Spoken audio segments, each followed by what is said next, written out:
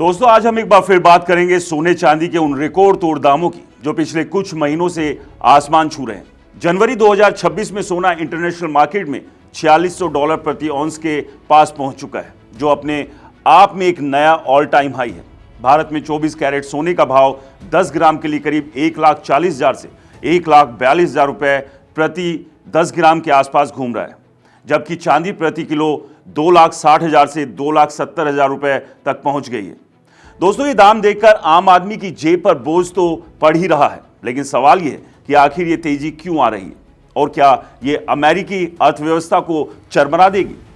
जरा सोचिए, एक तरफ अमेरिका में ट्रंप प्रशासन और फेडरल रिजर्व के चेयरमैन जोरम पॉवेल के बीच तगड़ा विवाद चल रहा है। ट्रंप चाहते हैं कि ब्याज दरें तेजी से घटे ताकि अर्थव्यवस्था को बूस्ट मिले, लेकिन पॉवेल ने राजनीतिक दबाव में झुकने से साफ इनकार कर दिया।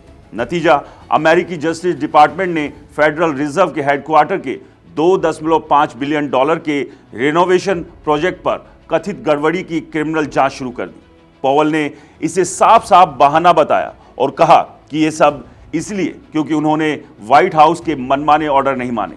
दोस्तों, ये विवाद इतना बड़ा हो गया है कि रिपब्लिकन सांसदों ने भी इसका विरोध किया, क्योंकि फेड की स्वतंत्रता पर सवाल उठ रहे हैं। निवेशक डर गए, डॉलर की बजाय सोने की ओर भागे और सोने के दाम रॉकेट की तरह ऊपर चढ़ गए। अब असल वजह देखिए, सबसे बड़ी तो डॉलर का कमजोर होना। फेड जब ब्याज दरें घटाता है, डॉलर सस्ता पड़ता है और सोना महंगा हो जाता है, क्योंकि सोने का व्यापार डॉलर में होता है। दूसरे देशों के लिए सोना सस्ता पड़ता है, डिमांड बढ़ती है। ऊपर से वैश्विक तनाव, रूस यूक्रेन जंग, मिडिल ईस्ट की अस्थिरता और अब वेनेजुएला जैसा मुद्दा। निवेशक सोने को सबसे सुरक्षित ठिकाना मान रहे हैं। चीन जैसे देश अपने रिजर्व में डॉलर की बजाय सोना भर रहे हैं। ये डी डॉलराइजेशन की तरफ बड़ा संकेत है।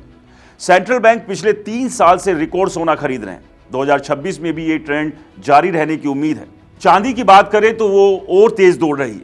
औद्योगिक डिमांड बूम पर है। Solar panel, electrical vehicles, electronics में चांदी की जरूरत बढ़ रही है। सप्लाई चिंताएं भी हैं और वैश्विक तनाव ने भी इसे सुरक्षित निवेश बना दिया है। लेकिन भारत में इसका असर क्या? ज्वेलरी मार्केट पर ब्रेक लग गया है। नोएडा की एक सोने की दुकान पर रिपोर्टर गए तो दुकानदार बोले, पहले भीड़ लगी रहती थी, अब 90% ग्राहक गायब। शादी ब्याह का सीजन है, लेकिन लोग सोच सोच कर खरीद रहे हैं। एक ग्राहक ने कहा, पहले इतने पैसे में ढेर सारा सोना आ जाता था, अब आधा भी नहीं मिला। मिडिल क्लास सबसे ज्यादा प्रभावित है। ज्वेलरी की बजाय लोग अब 24 कैरेट बिस्किट या कॉइन्स में निवेश कर रहे हैं। बड़े शोरूम तो चल रहे हैं, लेकिन छोटी दुकानों का कहना है कि इस तरह दाम बढ़े तो वो बंद हो जाएंगे। दोस्तों, अब एक्सपर्ट्स क्या कहते हैं? अर्थशास्त्री M.K. अग्रवाल का मानना है कि दुनिया में अस्थिरता बढ़ी है। अमेरिका की पॉलिसी, जंगें, चीन की कमजोर डॉलर पर भरोसा घटा, सोना बढ़ा। कुछ और एक्सपर्ट्स कहते हैं कि अमेरिका की क्रेडिबिलिटी खुद कम हो रही है। ट्रंप की टैरिफ धमकियां, अनाप शनाप बयान, हर कोई अब सोने चांदी में पैसा लगा रहा है। लेकिन वो चेतावनी भी देते हैं, ये तेजी हमेशा नहीं चलेगी। अगर वैश्विक तनाव कम हुआ या नई करेंसी डॉलर की जगह ले ली तो बड़ी गिरावट आ सकती है, जैसे 1980 या 2011 में हुई थी। अमेरिकी अर्थव्यवस्था पर असर?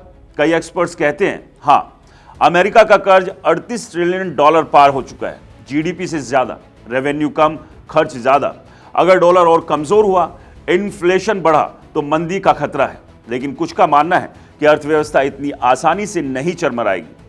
पॉल से ज्यादातर लोग मानते हैं कि फेड की पॉलिसी और ट्रंप टैरिफ से सोना बढ़ा है।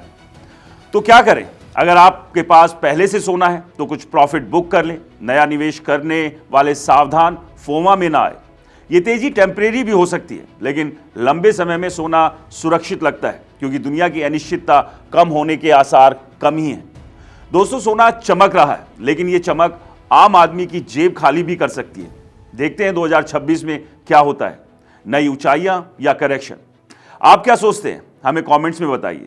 और हाँ दोस्तों, ये वीडियो सिर्फ जानकारी के लिए है, निवेश के लिए नहीं। इसलिए कहीं भी अपना पैसा निवेश करें तो एक अच्छे एक्सपर्ट से सलाह लें, मार्केट को अच्छे से जाने परखें, उसी के बाद अपने पैसे को कहीं लगाएं, क्योंकि मार्केट में जोखिम हमेशा बना रहता है। नमस्कार।